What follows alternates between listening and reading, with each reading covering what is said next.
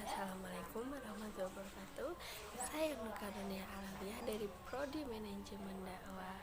Nah, kali ini saya akan mengerjakan tugas UAS Al-Quran, yaitu saling bertukar pertanyaan antara teman-teman semua. Nah, kali ini saya bakalan menjawab pertanyaan dari Dwi Wahyuningsih tentang materi-materi yang sudah kita bahas selama 1 semester ini ya. Nah, untuk mempersingkat waktu, langsung saja kita ke sesi tanya jawab. Cus. Nah, pertanyaan yang pertama yaitu apa yang dimaksud dengan Al-Quran? Nah, menurut Dr. Haji Abdul Muin Salim, Al-Quran yang merupakan kitab suci umat Islam adalah firman-firman Allah SWT yang diwahyukan dengan perantara malaikat Jibril kepada Nabi Muhammad SAW sebagai peringatan, petunjuk, tuntunan, dan hukum bagi kehidupan umat manusia. Al-Quran bukan hanya merupakan kitab undang-undang yang baru dibaca pada saat diperlukan untuk mengetahui dasar hukum suatu masalah, tetapi ia merupakan kitab suci umat Islam yang harus senantiasa dibaca dan diresapi untuk menumbuhkan beberapa pengertian baru dalam rangka mengembangkan ilmu pengetahuan, khususnya yang erat kaitannya dengan tanda-tanda kekuasaan Allah, sekaligus bernilai ibadah bacaan bagi yang membacanya. Lalu pertanyaan yang kedua yaitu apa tujuan diturunkannya Al-Quran? Nah, tujuan diturunkannya Al-Quran ini ada 4. Yang pertama, petunjuk menuju Allah. Yang kedua, membentuk pribadi Islam. Yang ketiga, membimbing dan memandu manusia. Dan yang terakhir, membentuk masyarakat Islam. Lalu yang pertanyaan yang ketiga yaitu apa pengertian ulumul Quran? Ulumul Quran berasal dari bahasa Arab yaitu kata ulum dan Al-Quran. Kata ulum merupakan bentuk jamak dari kata ilmu. Adapun Al-Quran sebagaimana didefinisikan oleh ulama usul, ulama fikih, dan ulama bahasa artinya kalam Allah yang diturunkan kepada nabinya Muhammad SAW yang lafaz-lafaznya mengandung mukjizat, membacanya mengandung nilai ibadah, diturunkan secara mutawatir dan ditulis pada mushaf, mulai dari awal surat Al-Fatihah sampai akhir surat An-Nas. Untuk pertanyaan asbabul nuzul. Nah, manfaatnya itu ada 3. Yang pertama, membantu mengetahui rahasia dan tujuan Allah yang melatar belakangi disyariatkannya suatu hukum melalui Al-Quran. Yang kedua, membantu memudahkan pemahaman terhadap ayat-ayat Al-Quran dan menghindarkan kesulitan. Yang ketiga, menolak dugaan adanya harsh atau pembatasan dalam suatu ayat yang menurut lahirnya mengandung. Pertanyaan selanjutnya yaitu pertanyaan nomor 5, yaitu apa yang dimaksud dengan wahyu? Wahyu adalah kalam atau pengetahuan dari Allah yang diturunkan kepada makhluknya dengan perantara malaikat ataupun secara langsung. Kata wahyu adalah kata benda dan bentuk kata kerjanya adalah auha yuhi. Arti kata wahyu adalah pemberitahuan secara tersembunyi dan cepat. Nah, pertanyaan selanjutnya pertanyaan nomor 6 yaitu apa pengertian nuzulul Quran? Nuzulul Quran di sini adalah proses turunnya atau perpindahan Al-Quran dari tempat yang tinggi, baik dari Lauhul Mahfuz ke Baitul Izzah yang berada di langit dunia, ataupun fase yang kedua yakni secara berangsur-angsur dari langit dunia kepada Nabi Muhammad SAW melalui perantara malaikat Jibril. Pertanyaan yang selanjutnya nomor 7, apa hikmah Al-Quran diturunkannya dalam sab'atu ahruf? Nah, hikmahnya ini ada 3. Untuk hikmah yang pertama yaitu untuk memudahkan bacaan dan hafalan bagi bangsa ummi yang setiap kabilahnya mempunyai dialek masing-masing dan belum terbiasa menghafal syariat apalagi mentradisikannya. Yang kedua, bukti kemukjizatan Al-Quran bagi kebahasaan orang Arab. Yang ketiga, kemukjizatan Al-Quran dalam aspek makna dan hukum-hukumnya, sebab perubahan bentuk lafaz pada bagian huruf dan kata-kata memberi peluang luas untuk dapat disimpulkan berbagai hukum daripadanya.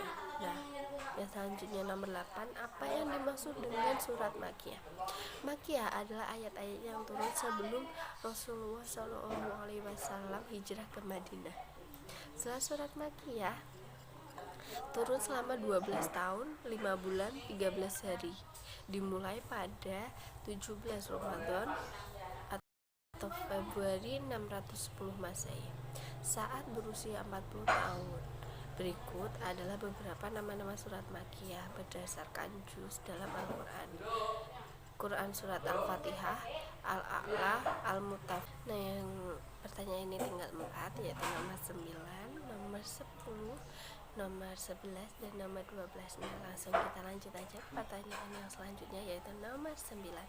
Nah, nomor 9 ini pertanyaannya, apa yang dimaksud dengan Jamul Al-Quran?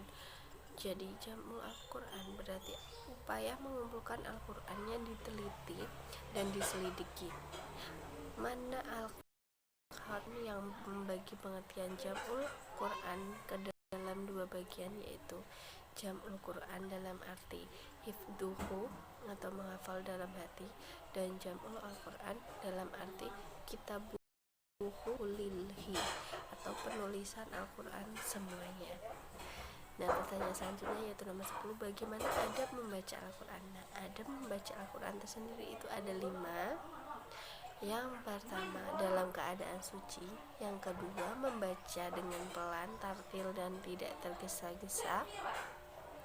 Yang ketiga, membaca dengan khusyuk. Yang keempat, membaguskan suara saat membaca Al-Quran. Dan yang terakhir, dimulai dengan pertanyaan nomor 11, yaitu apa pengertian munasabah ayat?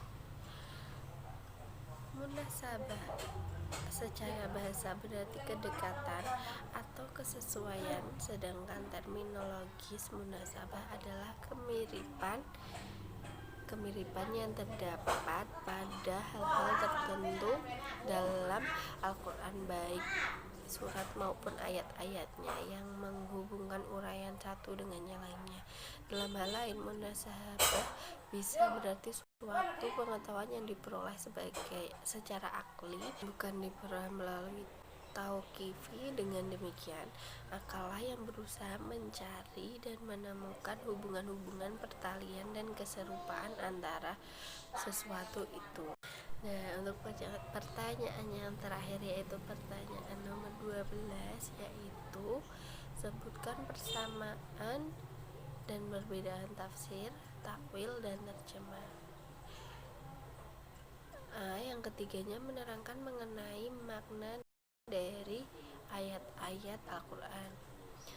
B, ketiganya juga sebagai sarana untuk memahami kitab suci Al-Quran. Nah, itu tadi 2 persamaan antara tafsir, takwil, dan terjemah. Nah, adapun perbedaan antara tafsir, terjemah, dan takwil adalah terjemah lepas dari bahasa semula, sedangkan tafsir dan takwil kadang-kadang masih dalam bahasa semula.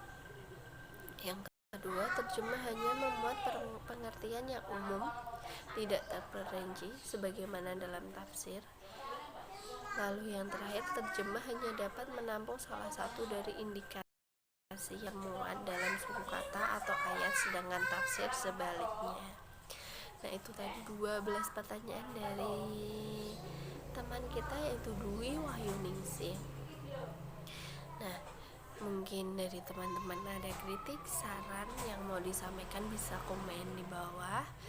Nah, untuk selanjutnya saya akan sedikit memberikan kata mutiara ini kata mutiaranya bagus banget buat kaum milenial, yaitu jangan terlalu keras pada diri sendiri, karena hasil akhir dari semua urusan di dunia ini sudah ditetapkan oleh Allah. Jika sesuatu ditakdirkan untukmu untuk menjauh darimu, maka ia tak akan pernah mendatangimu. Namun jika ia ditakdirkan bersamamu, maka ia tak akan bisa lari darinya. Nah, ini kata-kata dari top, cocok banget buat kita semua. Jadi kita harus belajar ikhlas dalam segala hal yang segala hal ini mudah sekali datang dan menghilang. Jadi kita itu harus belajar ikhlas dan kembali kepada Allah.